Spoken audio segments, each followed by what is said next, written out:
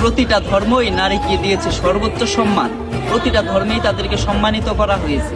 হিন্দু ধর্মে নারীকে দেবী রূপে পূজা করা হয়।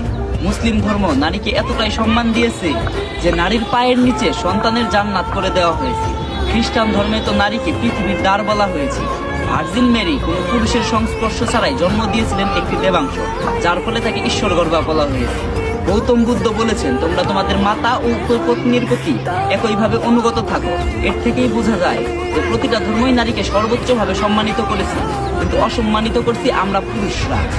মন্দিরের দেবীকে আমরা পূজা করি, কিন্তু ঘরের দেবীকে করি অবমাননা। মায়ের পায়ের নিচে সন্তানের বেহস্ত, তাই বলে মাকে সম্মান করি, কিন্তু নিজের সন্তানের মা অর্থাৎ সহধর্মিণীকে করি অসম্মান। নারীদেরকে সম্মান করতে শিখুন। তারা যেভাবে একইভাবে মাতা, ঠিক একইভাবে পত্নী ও সহধর্মিণী। আপনি মানেন আর না মানেন, পৃথিবী থেকে নারীরা বিলুপ্ত হয়ে গেলে পুরো মানব জাতি বিলুপ্ত হয়ে যাবে। সম্মান করুন সেই নারীকে, মাকে যেভাবে সম্মান করুন ঠিক একইভাবে পত্নী ও সহধর্মিণীকেও সম্মান করুন। ধন্যবাদ।